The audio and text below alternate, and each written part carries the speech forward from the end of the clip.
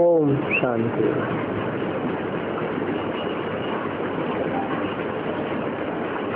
जगदम्बा माँ ओम राधे के स्मृति दिवस पर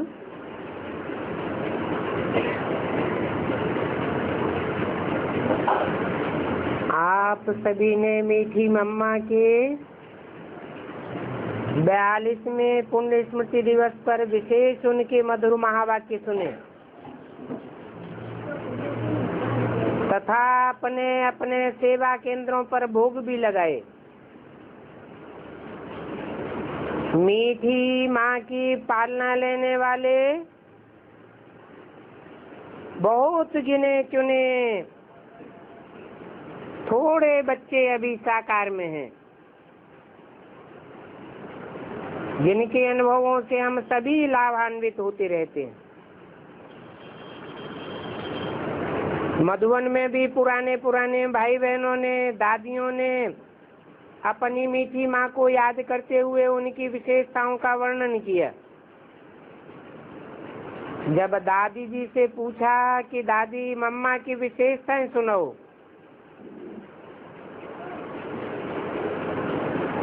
तो दादी बोली, हर एक के मुख पर मम्मा बहुत गंभीर दिखाई दे रही थी, लेकिन मम्मा गंभीरता के साथ दूरंदेशी भी थी, विशाल दिल थी, सयानी थी, समझू थी। मम्मा की वाणी भी बहुत स्वीट थी, मन कहे कि सुनते ही रहो।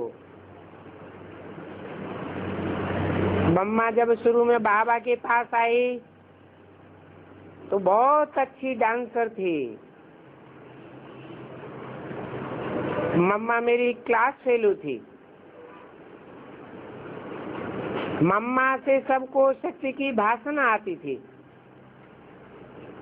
मम्मा का स्लोगन था, हुक्म ही हुक्म चलाए रहा है। तो दादी ने बहुत प्यार से मम्मा की इन विशेषताओं का वर्णन किया। दादी जानकी ने भी टीचर्स क्लास में मम्मा की अनेक विशेषता सुनाई। 21 तारीख को मधुबन और शांतिवन में विशेष मम्मा के निमित्त 21 प्रकार का भोग लगाया गया,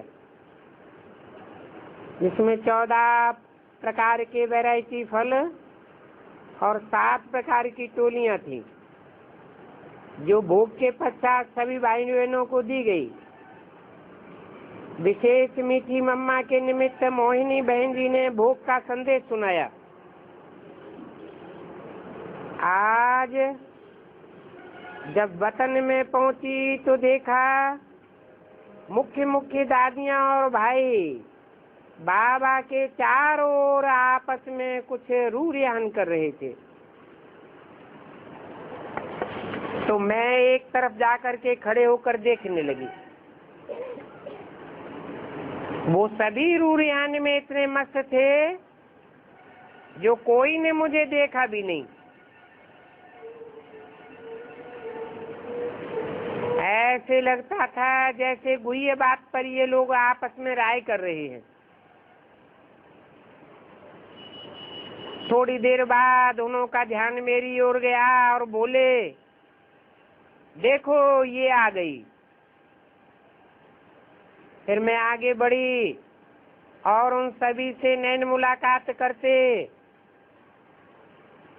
बहुत खुश हो गई। तो बाबा ने कहा, बच्ची बैठो। बाबा बोले, क्या समाचार लाई हो? तो मैंने बाबा को सुनाया। दीदी बोलती है कि हमारी दादी का क्या समाचार है? तो मैंने कहा, बाबा बैठा है। तो मम्मा कहती है, आप तो सुनाओ। तो मैंने सुनाया। हमें ऐसे लगा कि ये लोग जैसे दादी के बारे में ही चर्चा कर रहे थे, लेकिन सब जैसे बड़े गंभीर थे।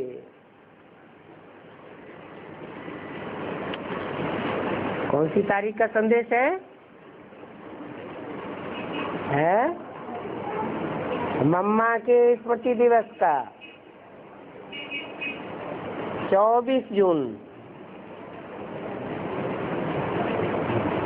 मम्मा ने कहा, अभी आप क्या समझती हो कि परिवर्तन में कितना समय रह गया है?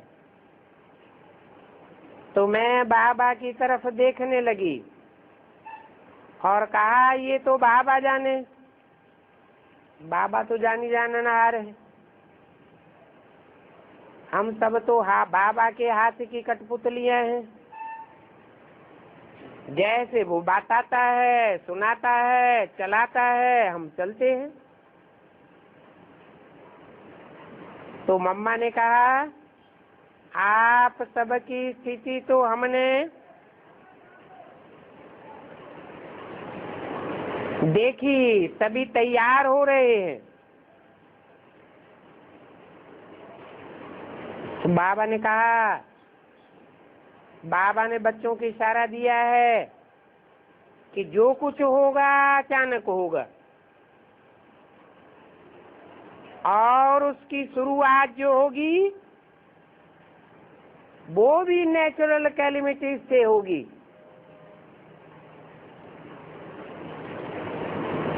और नेचुरल कैलेमिटीज की उथल पुथल अंदर अंदर शुरू हो गई है।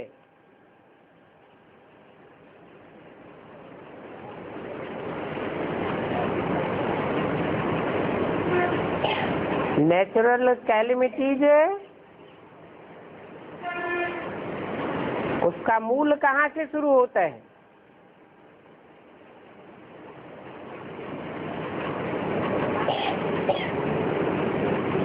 प्रकृति, जिसे कुदरत कहा जाता है,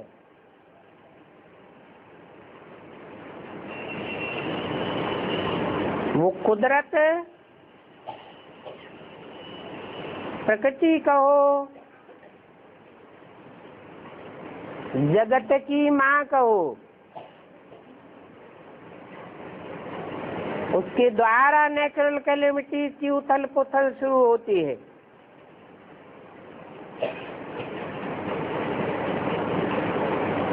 उथल पुथल पहले चैतन्य से शुरू होती है कि जड़ से शुरू होती है?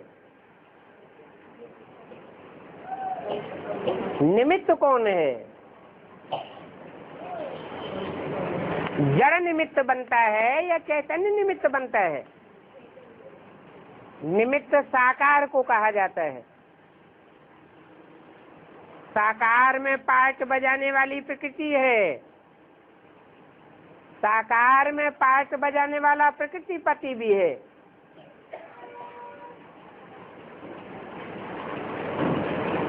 प्रकृति पति भी साकार, प्रकृति भी साकार, परंतु प्रकृति है जड़त्वमयी। 5 तत्वों के संघात को प्रकृति कहा जाता है। 5 तत्व हैं: पृथ्वी माता,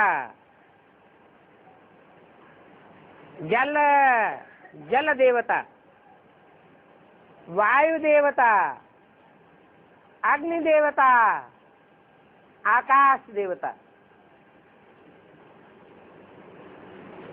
इन 5 में मुख्य देवता कौन है?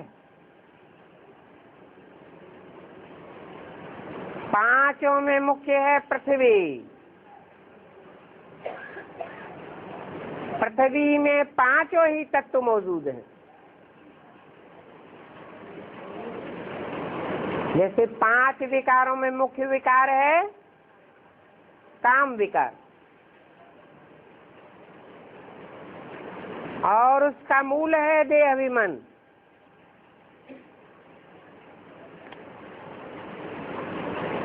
पांच विकार और प्रकृति के 5 तत्व, ये 10 मिलकर के जब तामसी रूप धारण करते हैं तो शक्ति का विघटन हो जाता है। तो ये उथल पुथल अंदर ही अंदर शुरू हो चुकी है।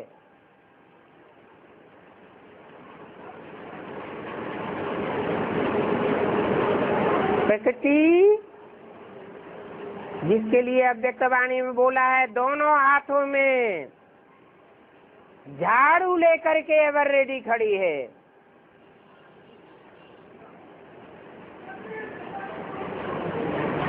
उसके लिए कोई टाइम नहीं है, कोई मीटर नहीं है, कोई बटन नहीं है। जो बटन बाबा दबाए और ऐसे हो जाए, ये प्रकृति का जो कुछ भी होगा सब अचानक होगा।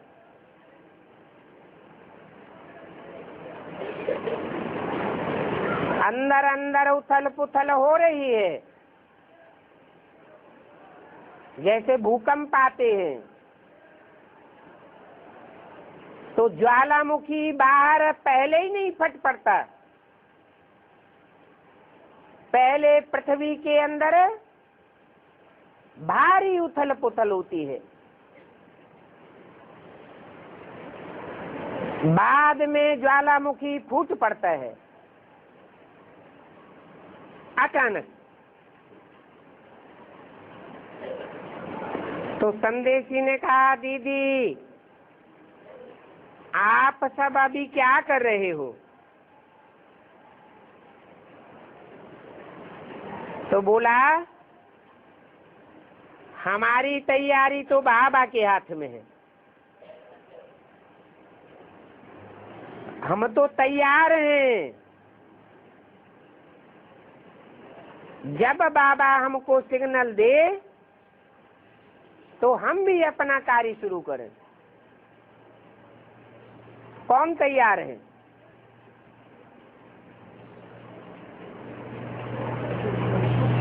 बेसिक नॉलेज वाले तैयार हैं या एडवांस पार्टी तैयार है?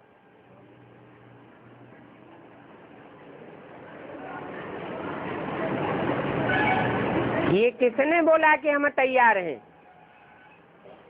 एडवांस पार्टी में भी जो एडवांस ग्रुप है, जिसमें अष्टदेव दिखाए जाते हैं, जिनमें जल, वायु, अग्नि, आकाश, देवताएं मुख्य भी दिखाए गए हैं, जिनके लिए अव्यक्त वाणी में बोला है कि एडवांस पार्टी तो एवर रेडी है, आप लोगों का इंतजार कर रहे हैं।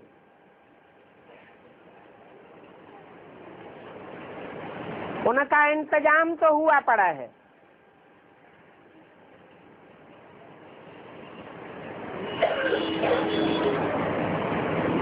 तो बोले, हम तो तैयार हैं, जब बाबा सिग्नल दे तो हम भी अपना कार्य शुरू करें। ये बाबा का कार्य है,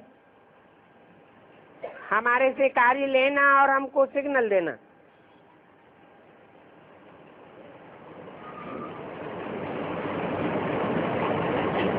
तो हमने कहा कि आप लोग जल्दी जल्दी हमारे महारथी भाई बहनों को अपने पास बुलाए रहे हैं।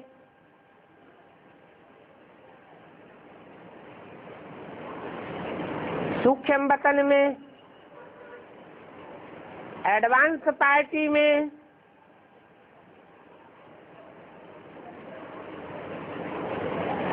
तो कहा आपके पास बाबा है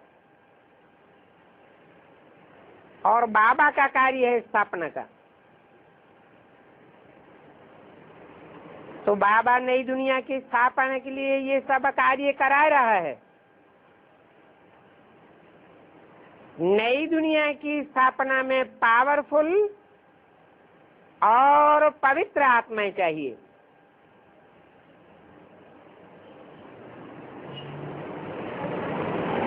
इसके लिए एडवांस पार्टी दिन प्रतिदिन मजबूत होती जाएगी।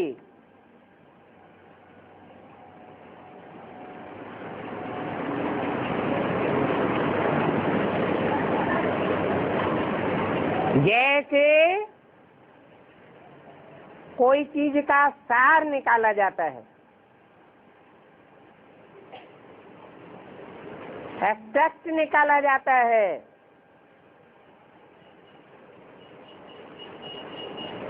तो सार में ज्यादा ताकत भर जाती है।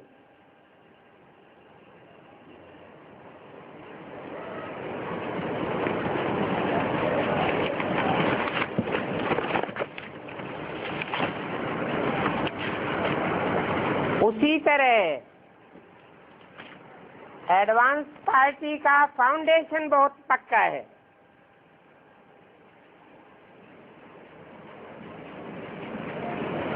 एडवांस पार्टी में ऊपर से लेकर नीचे तक टोटल कितने ग्रुप हैं?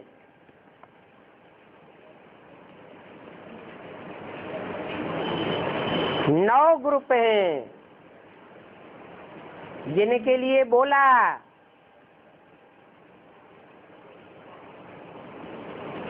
एक भी पावरफुल संगठन तैयार होने पर एक ग्रुप दूसरे को खींचते हुए अंत में 108 की माला प्रत्यक्ष हो जाएगी।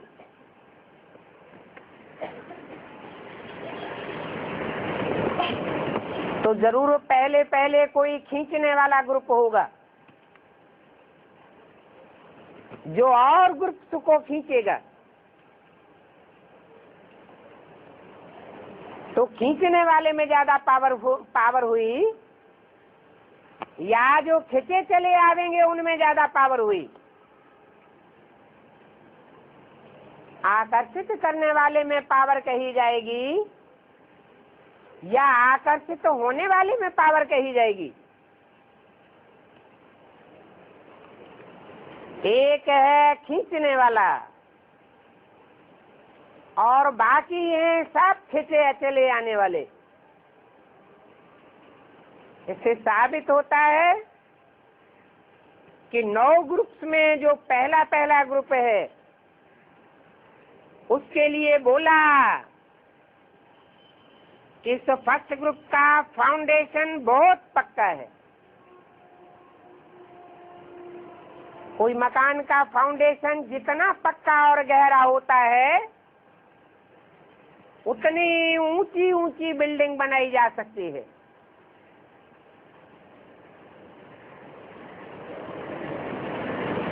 हमने कहा कि स्थापना का कार्य हम भी बहुत जोर शोर से कर रहे हैं। कोई भी आत्मा बाबा के संदेश से वंचित न रह जाए, ऐसी ऐसी सेवाएं हमारे ग्रुप के द्वारा भी चल रही है। ये किसने कहा? संदेशी ने कहा।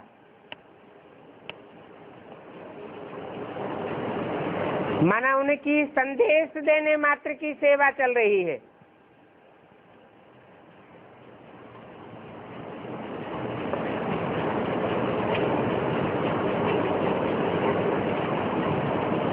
तो बोला स्थापना का कार्य आप कर रहे हो और हम नई दुनिया के फाउंडेशन का कार्य कर रहे हैं।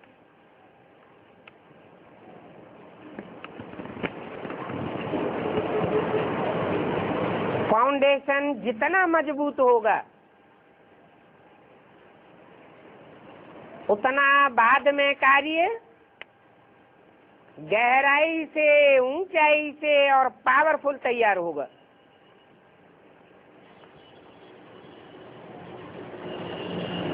तो संदेशी ने पूछा, मम्मा हमारे संगठन के पुरुषार्थ में तेजी कब आएगी? तो मम्मा ने कहा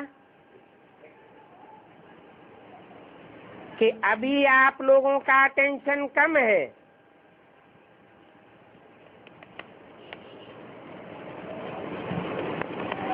क्यों?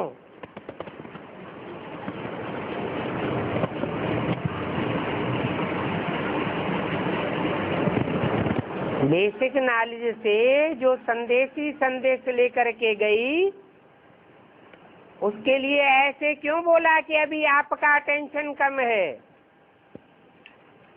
माने जो भी एडवांस पार्टी की एडवांस नॉलेज है, उस ओर आपका रुझान कम है,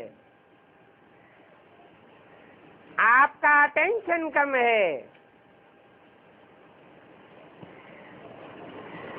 बहुतों के अंदर चलता है कि समय आएगा तो हम भी देख लेंगे, तैयार हो जाएंगे। तो आप समय का इंतजार करते हो। समय जड़ है या चैतन्य है? हैं? समय को परिवर्तन करने वाला चैतन्य है या जड़ है? परिवर्तन करने वाला चैतन्य है, और समय स्वयं जड़ है। समय का पहिया है। ड्रामा को समय कह सकते हैं। चार अरों वाला ये पहिया है जो घूमता रहता है।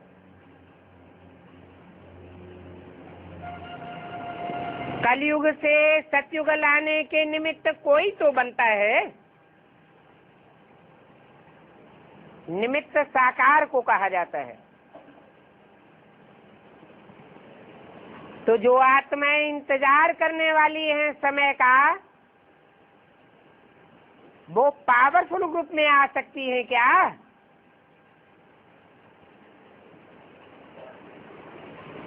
वो पावरफुल ग्रुप में नहीं आ सकती, क्योंकि इंतजार करने वालों की लिस्ट में है। पावरफुल ग्रुप में वो कहे जाएंगे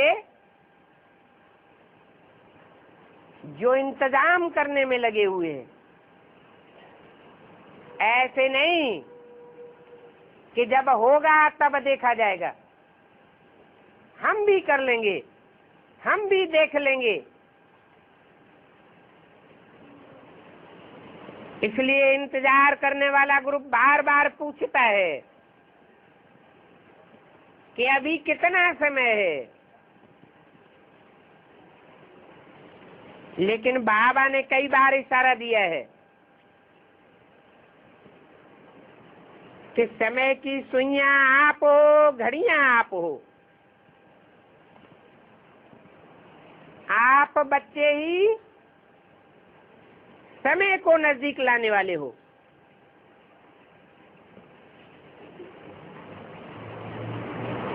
आप अगर पूछते हो कि समय कब आएगा,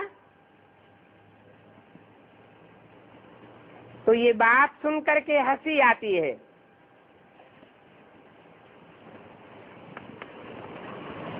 अभी तो कोई कोई है जो पुरुषार्थ करता है, हिम्मत रखता है,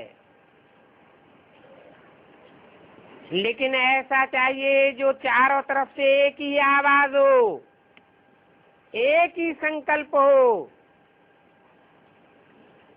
सबका एक ही पुरुषार्थ हो। जैसे जब कोई किला फतह करना होता है, तो किले को जीतने से पहले उसको चारों ओर से घेर लेते हैं।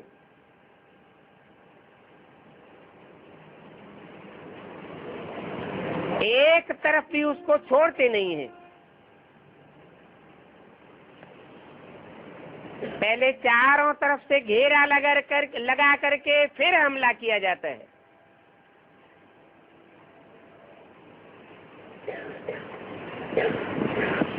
तो आपका भी सब तरफ से एक ही आवाज आएगा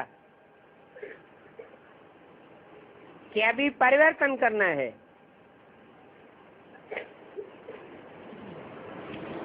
आबू अब्बा के घर जाना है। तब आप देखेंगे चारों तरफ का आवाज। सबका एक संकल्प और सबकी अवस्था में कितना जल्दी परिवर्तन आता है। तो बाबा ने कहा कि देखो, आज वतन में आपकी मम्मा और ये सब बहनें आई हैं।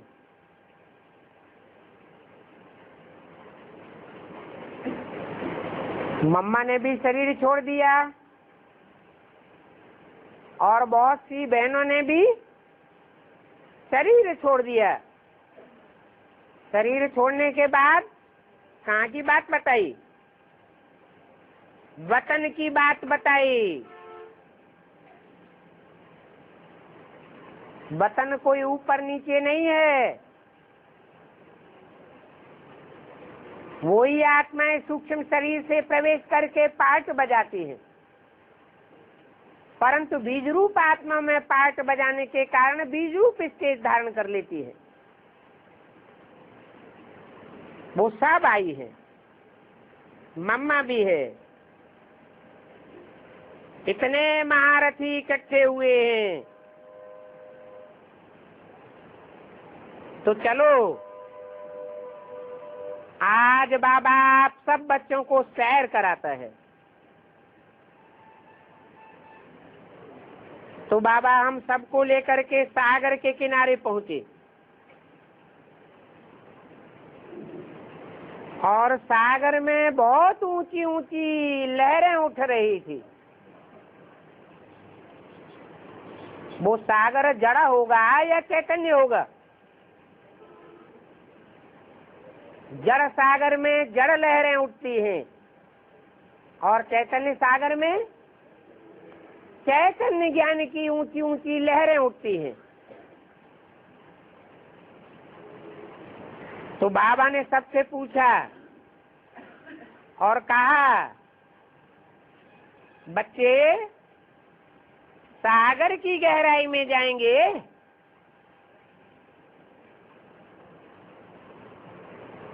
तो संदेशी ने कहा, बाबा इतनी ऊंची ऊंची लहरें उठ रही हैं,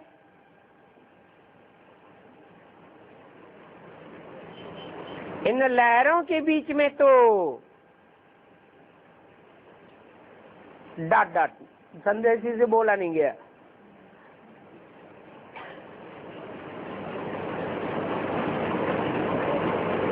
तो बाबा देख करके मुस्कराया, बोला, पहले तुम जाओ बच्ची, मैंने सबकी ओर देखा तो सब बाबा को देख रहे थे, मैं भी बाबा को देखने लगी। बाबा ने कहा, जाओ जाओ। तो मैं गई। जैसे मैं अंदर गई तो जहां तहां मेरे पांव पड़ते थे, जहां भी पांव पड़े वो लहरें शांत होती गई।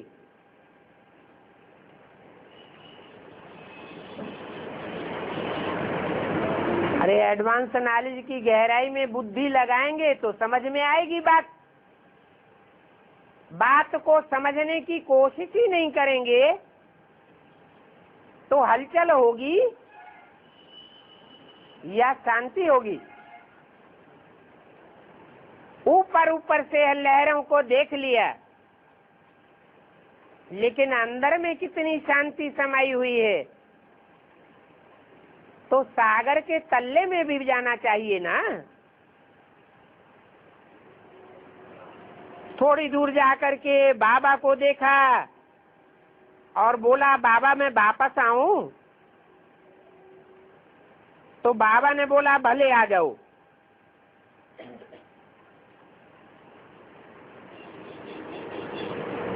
वापस आकर के देखा तो बाबा नाव बना बना करके डाल रहा था।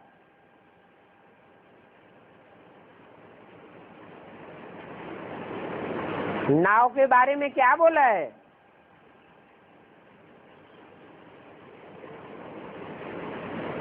ईश्वरीय नॉलेज में नाव किसको कहा जाता है? नैया कहो, नाव कहो, सत्य की नैया हिलेगी डुलेगी लेकिन डूबेगी नहीं। और फिर बाबा नाव बना रहा था,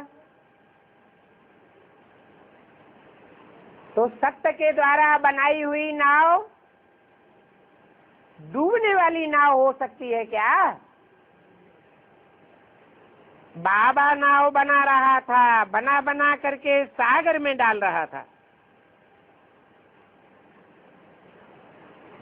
और वे नैयाएं अंदर अंदर में जाती जा रही थी।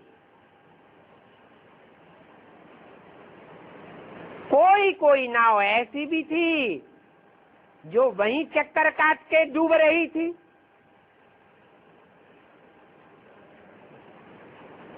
पानी का भंवर पड़ता है ना, उस भंवर के जाल में नाव कोई फंसती है तो डूब जाती है,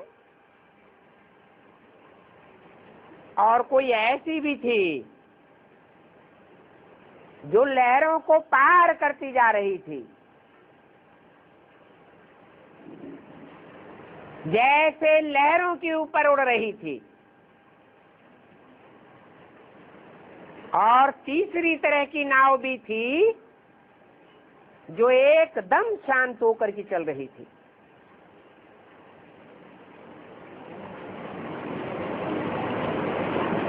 कोई प्रकार की हलचल नहीं थी। बाबा मम्मा से पूछता है कि बच्ची, ये नावें कोई हलचल में हैं,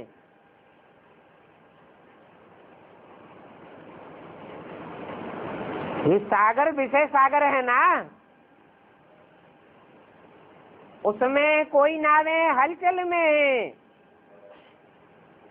और कोई नावें बड़े शांत में हैं, कोई डूब रही है। क्या होना चाहिए है? शांत में होना चाहिए। ज्ञान की पराकाष्ठा का मतलब ही है शांत। कैसे भी दुष्ट व्यक्तियों की हलचल हो, विकराल वातावरण हो, परिस्थितियां हो हिलाने डुलाने वाली, जैसे कि 100 बगुलों के बीच में एक हंस अपनी मौज मस्ती में मस्त रहता है।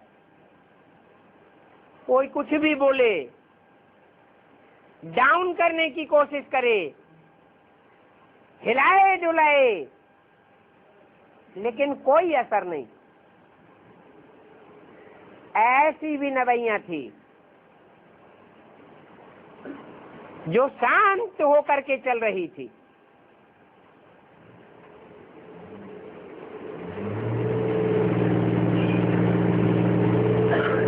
तो बाबा ने पूछा, बताओ मम्मा, ये क्या बात है? कोई नवैया हलचल में है, कोई डूब रही है और कोई बड़े शांत में चल रही है। इसका क्या कारण है? तो मम्मा ने बाबा की तरफ देखा, फिर सभी दादियों की तरफ देखा, तो बाबा मुस्कुराते रहे।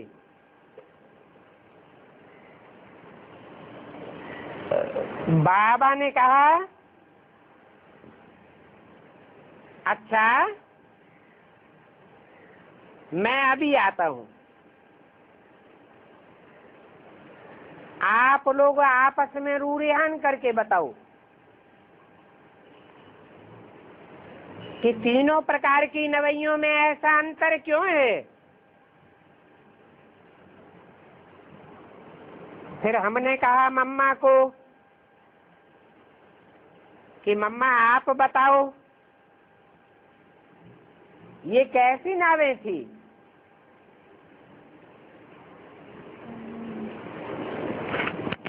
जड़ लकड़ की बनी हुई नावें मात्र थी या चैतन्य नवैया थी? कैसी थी?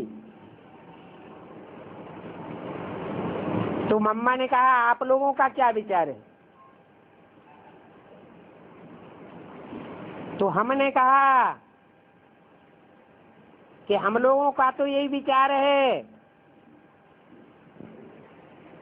कि जिन नवैयों की डोर बाबा के हाथ में है,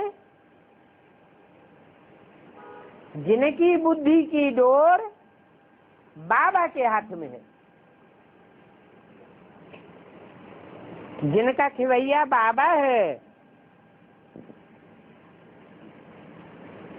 उनकी नाव शांति पूर्वक पार लग जाती है। ये कौन सी डोर है? और बाबा कौन सा है? बुद्धि की डोर है और उन बुद्धि की डोर के द्वारा खेने का काम बाबा साकार का है, जिसमें निराकार काम करता है।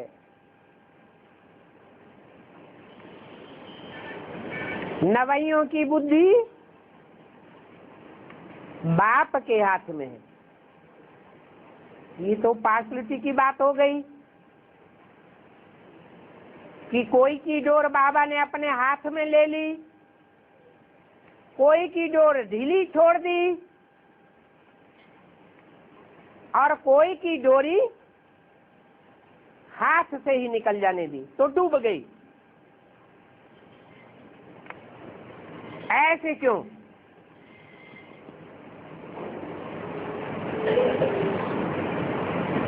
ये स्वेच्छा की बात है या बाबा की बात है? जिन्होंने स्वेच्छा से अपनी जीवन की डोरी बाबा के हाथ में दे दी, परवाह नहीं की,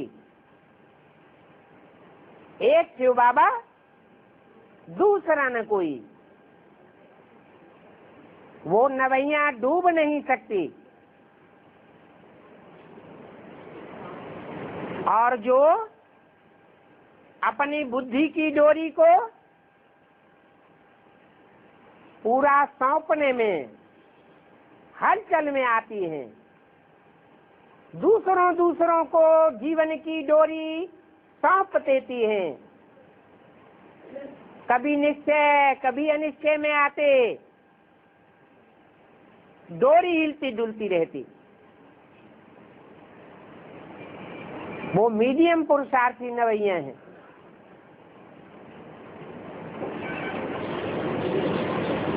और जो अपनी डोरी के देने के बाद और आत्माओं के प्रभाव में आकर डोरी को वापस ले लेती है, उनके लिए बाप भी क्या कर सकता है?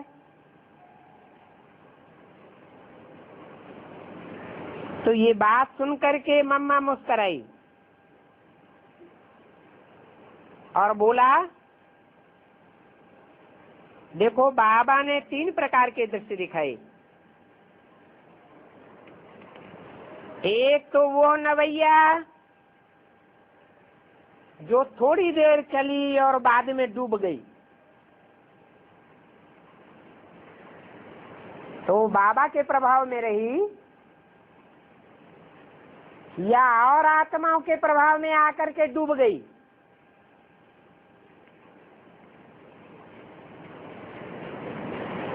त्रेसठ जन्मों में जिन्होंने जैसा जैसा पार्ट बजाया है, वैसी वैसी शूटिंग अभी हो रही है।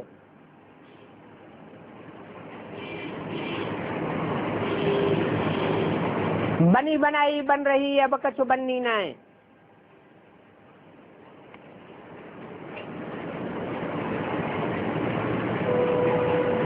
बाबा कहते हैं कि कुछ बच्चे हैं जो कहते हैं हम बाबा के हैं, लेकिन मुख से कहते हैं और अंदर से डरते हैं, निश्चय बुद्धि न होने के कारण। संपूर्ण निश्चय बुद्धि नहीं है, निश्चय हिलता डुलता रहता है, तो नवैया डूब जाती है। और दूसरे प्रकार के वो बच्चे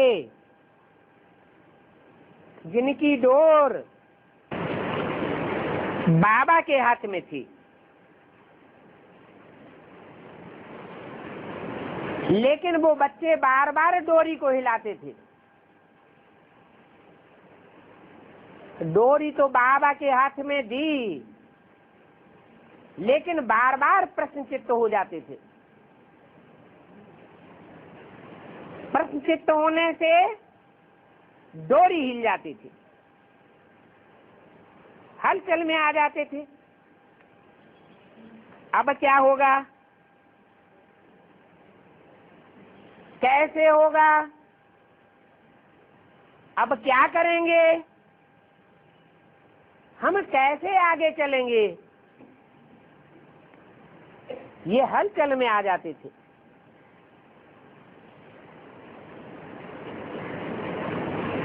लेकिन फिर भी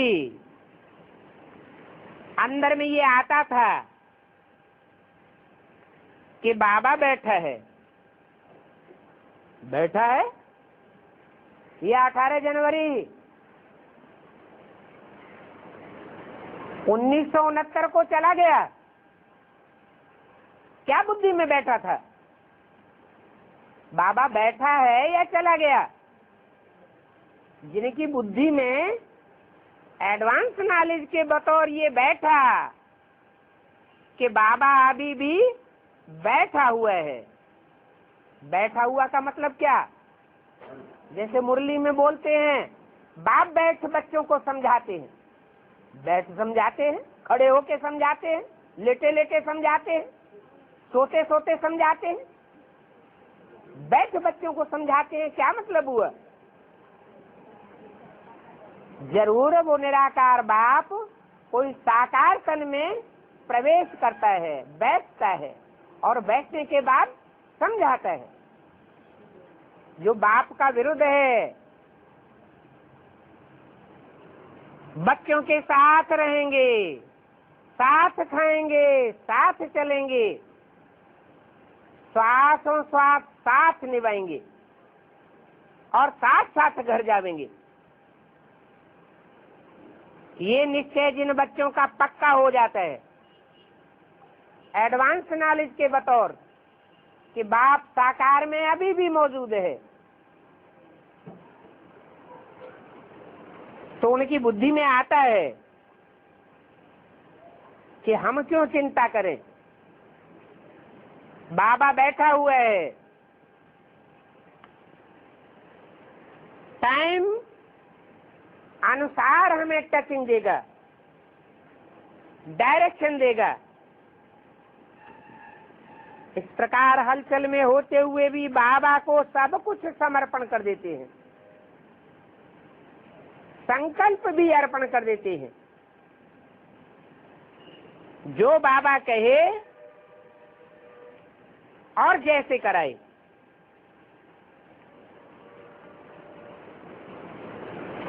तो बाबा कैसे कहेगा?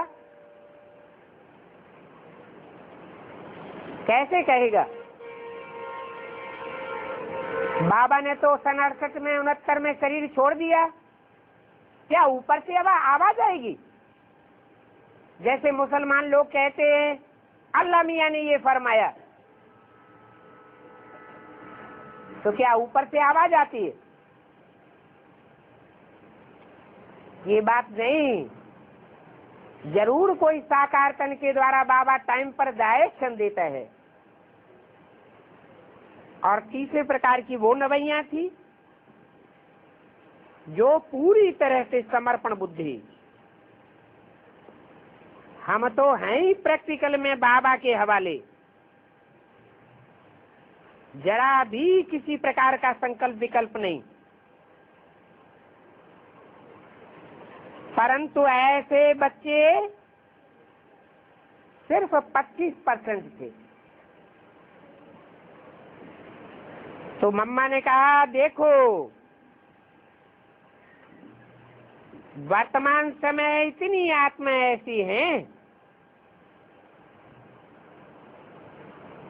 लेकिन अभी समय के अनुसार संगम युग का 1 सेकंड का परिवर्तन अविनाशी परिवर्तन बन जाता है, और वो अविनाशी परिवर्तन बनता है संपूर्ण निश्चय से, संपूर्ण समर्पण भाव से। क्यों? क्योंकि जितना अर्पण में होता है उतना ज्ञान का दर्पण पावरफुल बन जाता है।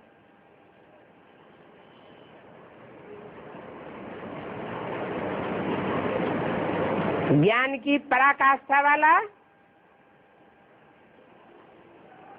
बाप की पहचान में रहेगा तो हलचल में नहीं आवेगा। जो है जैसा है, जिस रूप में पाठ बजाय रहा है, निश्चय बुद्धि होकर के चलते हैं।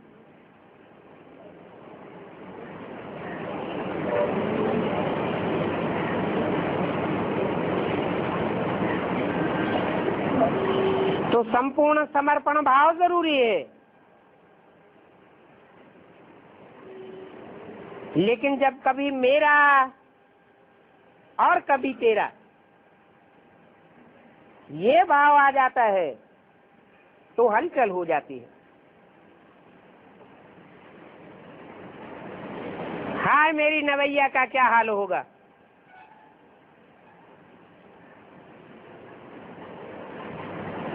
और जिनके अंदर ये चलता है कि मैं बाबा का, बाबा मेरा,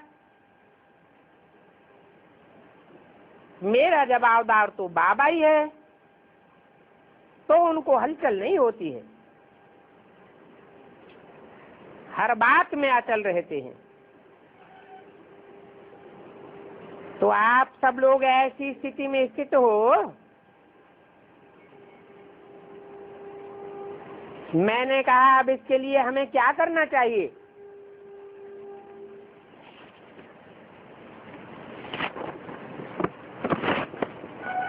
तो मम्मा ने कहा इसके लिए 2 बातें चाहिए।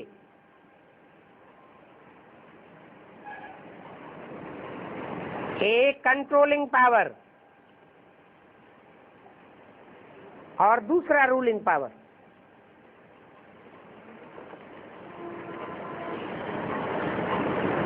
लेकिन कभी बच्चे कंट्रोल तो कर लेते हैं, संकल्पों की ट्रेन चलती है और ब्रेक पावरफुल है तो कंट्रोल कर लेते हैं,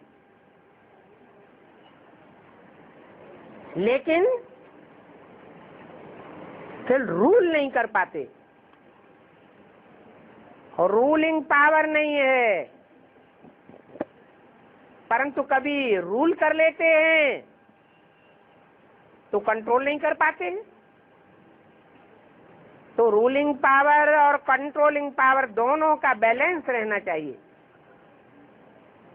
बैलेंस नहीं रहता है तो हलचल में आते हैं। ये 2 बातें अगर बच्चे अपने जीवन में धारण कर लें,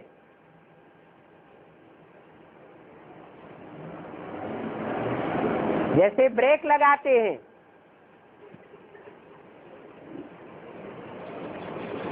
तो पुर्जों को पूरा कंट्रोल किया जाता है। जैसे 4 व्हीलर चलाते हैं तो ब्रेक लगाते समय सिर्फ एक पांव काम करता है या दोनों पांव काम करने चाहिए? है? जो ड्राइवर होंगे वो जानते होंगे, एक पांव ब्रेक लगाए और दूसरा पांव सहयोग न दे तो गाड़ी को जोर से धक्का लगेगा और एक्सीडेंट हो सकता है। तो इंद्रियों की रूलिंग पावर चाहिए, संकल्पों की कंट्रोल चाहिए।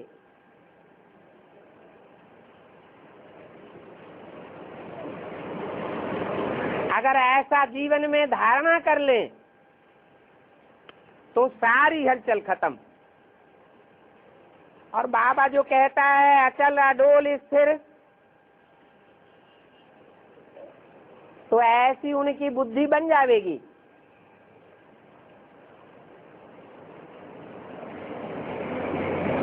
इतने में बाबा आए तो चंद्रमणि दादी ने कहा, बाबा मम्मा ने तो बहुत अच्छा जवाब सुनाया। बाबा ने कहा, देखो बच्चे, मम्मा सरस्वती ज्ञान ज्ञानेश्वरी कैसे बनी? क्या ज्ञान में ही सीखी नहीं, ज्ञानियों की ईश्वरी है, ज्ञानियों की भी कंट्रोलर। कैसे बनी? हर बात को मम्मा 1 सेकंड में जज कर लेती थी और जज करने के बाद जैसी बात है वैसा ही बताती थी।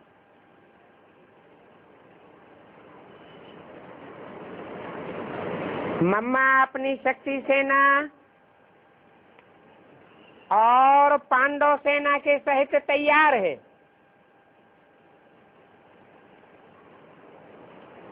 कहाँ तैयार है? कौन से वतन में तैयार है? स्थूल वतन में तैयार है या सूक्ष्म वतन में तैयार है? हैं? स्थूल वतन में होते हुए भी मन और बुद्धि से सूक्ष्म स्टेज में है, जिसे कहा जाता है सूक्ष्म वतन। पांडवों के साथ और शक्तियों के साथ।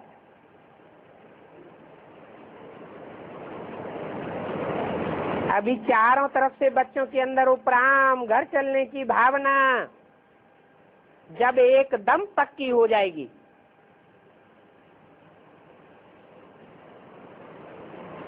तब ये कार्य शुरू हो जाएगा।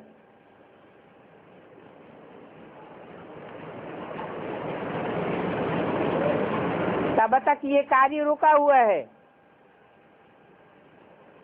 इसलिए बच्चों को कहना, आज के दिन मम्मा की सौगात है कि उपराम बनो। उपमाना नजदीक और राम माना राम के नजदीक पहुंचो। उपकृष्ण नहीं कहा जाता, क्या? उपराम बनो। अब घर चलने की तैयारी करो। जितना जितना उपराम बनते जाएंगे तो जिसका साथ करेंगे, नजदीक रहेंगे, तो संग का रंग लगेगा या नहीं लगेगा? है? जरूर संग का रंग लगेगा। घर नजदीक दिखाई देगा। सबने बाबा से कहा, बाबा हम दादी से मिलना चाहते हैं। तो बाबा मुस्कराया अच्छा, दादी से मिलने की आस है। और स्लोगन भूल गया क्या?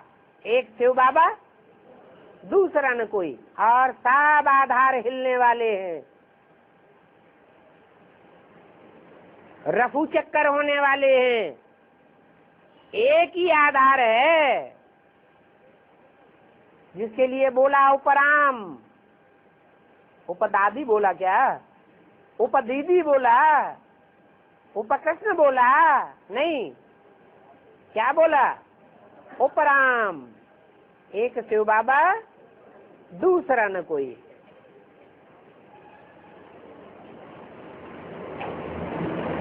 बाबा ने दादी को इमर्ज किया। तो जैसे दादी आई और सब बच्चे दादी को घेर करके बैठ गए, और दादी जैसे मम्मा के बीच में बैठी है। वतन में दादी वैसी ही थी। दादी ने कहा मैं ठीक हूँ, क्योंकि हॉस्पिटलों के बहुत चक्कर लगाए थे ना। तो क्या जवाब दिया? हॉस्पिटलों के चक्कर लगाने के बाद मैं ठीक हूँ। माना मौत से भी लड़ाई लड़के बार बार आई हूँ, सब कार्य ठीक चल रहा है।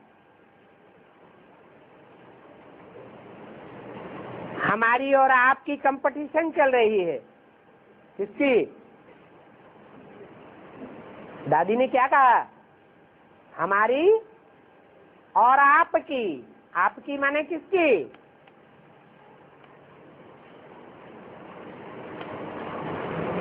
हैं? मम्मा की। साकार में इस बात का कोई प्रूफ है कि दादी मम्मा के कंपटीशन में बैठी हुई थी? नहीं। वर्ल्ड मदर का टाइटल विदेशों से किसने लिया? अखबारों में है? दादी ने टाइटल लिया कि नहीं? कौन सा टाइटल? World mother, Jagdamba. तो कंपटीशन हुआ या नहीं हुआ? कंपटीशन तो हो गया। साकार में भी कंपटीशन में थी, और आकारी में भी जो पार्ट बजाएगी वो कंपटीशन का पार्ट बजाएगी। और दूसरा प्रूफ,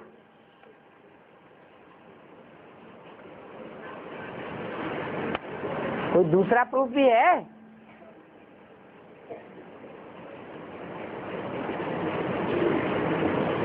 पहले सेंटर्स में ऊपर शिवलिंग का चित्र लगाया जाता था और नीचे मम्मा बाबा दोनों के चित्र लगाए जाते थे। बाद में क्या हुआ? किसने डायरेक्शन दिया? मम्मा का चित्र धीरे से हटा दिया गया सब सेंटरों में से। ऊपर शिव और नीचे ब्रह्मा।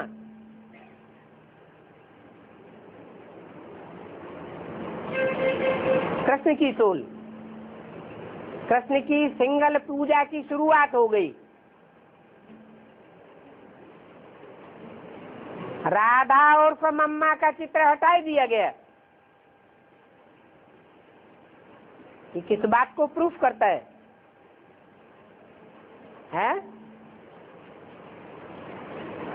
कि मम्मा आदि में भी कंपटीशन में थी। किसके? दादी के।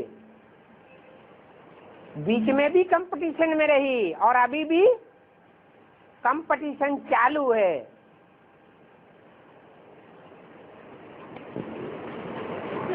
तो बोला हमारी और आपकी कंपटीशन चल रही है।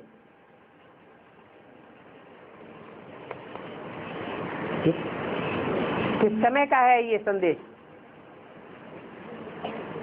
अभी इसी साल 24 जून का संदेश है।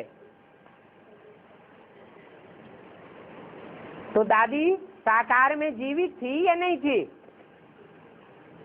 साकार में जीवित थी। तो बोली आप एडवांस पार्टी में हो। कौन?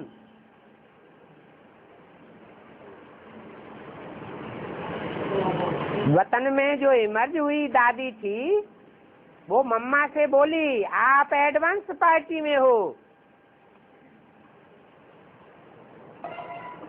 और हम सबको घर ले जाने की तैयारी में हैं। तो ब्रजेंद्रा दादी पूछती है कि बाबा दादी का ऐसा पार्ट क्यों है?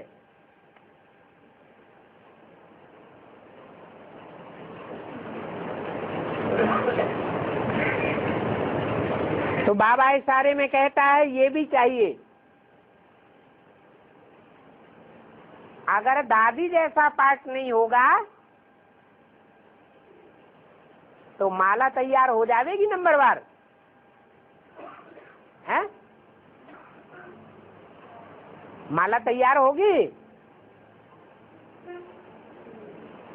अरे दादी अगर जो भी पुरुषार्थ करने वाले हैं उन पुरुषार्थियों के बीच में दादी अपना जोर शोर से कार्य नहीं करेगी तो पुरुषार्थियों का नंबर डिक्लेयर होगा क्या?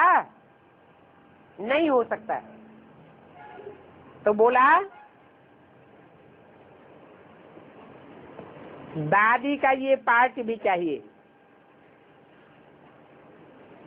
ये पार्ट बाबा के ब्राह्मण परिवार के शोकेस का कोहिनूर है। कौन सा पार्ट है? दादा के बाप दादा के शोकेस का कोहिनूर हीरा है और सबकी निगाह हीरे पर रहती है।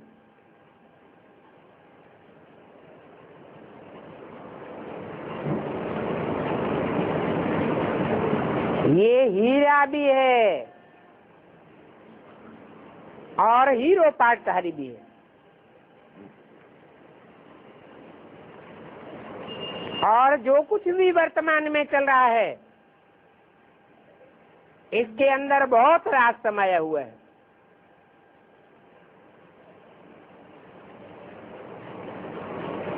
कोई ड्रामा होता है, नाटक होता है तो एक ग्रुप हीरे का होता है, हीरो पार्टधारी का, और एक ग्रुप विलियन पार्टधारी का होता है।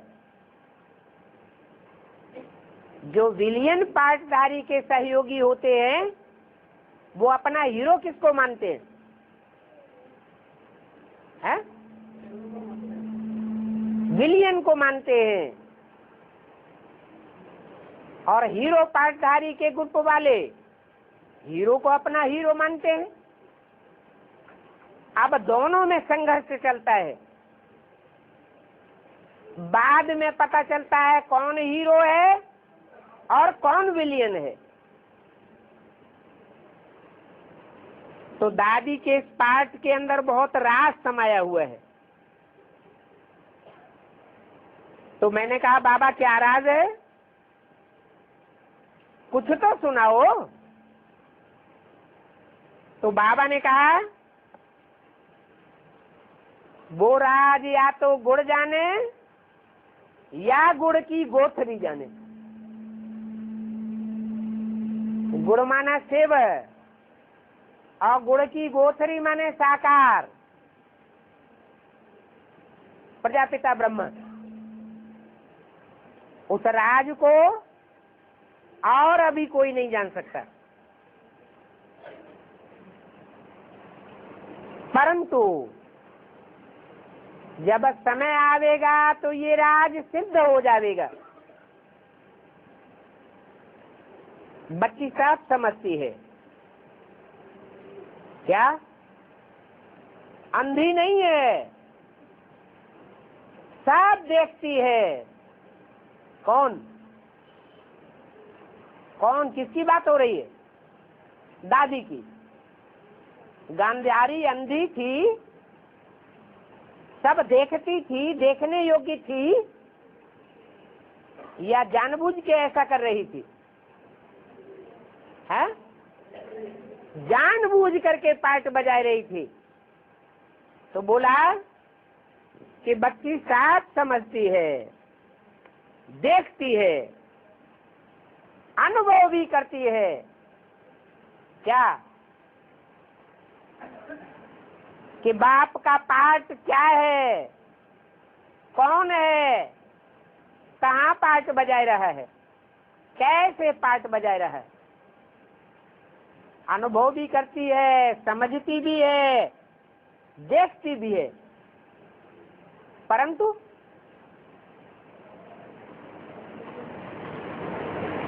रावण क्या कहता था? रावण कहता था कि राम भगवान है,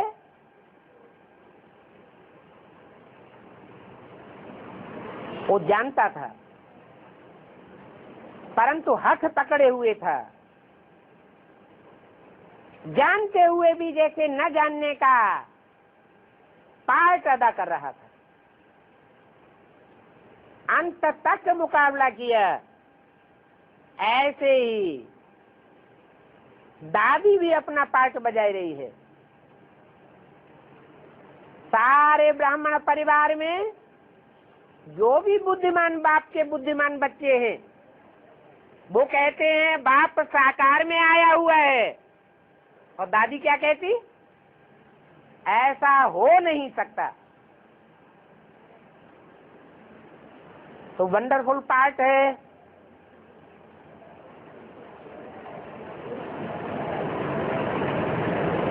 बच्ची का तीसरा नेत्र बहुत पावरफुल है। ऐसे नहीं कि शंकर जी का ही बहुत पावरफुल नेत्र है। जैसे बाप का टाइटल है सर्वशक्तिवान, तो माया का भी टाइटल क्या है? सर्वशक्तिवान। बहुत पावरफुल नेत्र है। आप सब तो इन स्थूल नेत्रों से देखते हो, लेकिन बच्ची अपने पावरफुल नेत्र से देखती है, समझती है, और समझ करके इशारा देती है।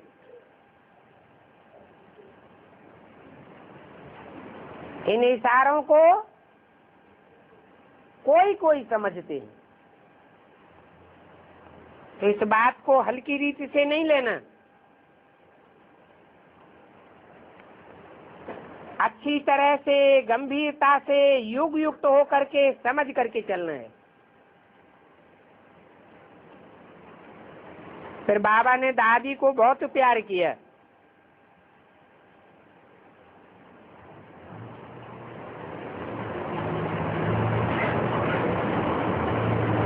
क्यों? बहुत प्यार क्यों किया? दादी सारी सखियों से मिली जुली। फिर बाबा ने सबको अपने हाथों से बूंदी और पूरी खिलाई, और मम्मा को कहा, मम्मा आपकी तो कर्माबाई की खिचड़ी है ना।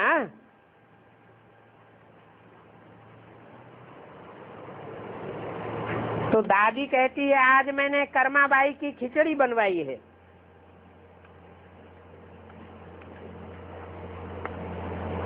मम्मा मुस्कराई, और दादी ने अपने हाथों से मम्मा को खिचड़ी खिलाई, और बाबा ने सबको टोली खिलाई। टोली खिलाते हुए मीठी दृष्टि देते विदाई दी, जैसे कि सभी को मर्ज किया था, वैसे ही प्यार से विदाई देते मर्ज किया। फिर मर्ज किया। फिर बाबा ने आप सबको बहुत बहुत प्यार दिया। और मैं सबकी याद लेते साकार वतन में आ गई। ओम शांति।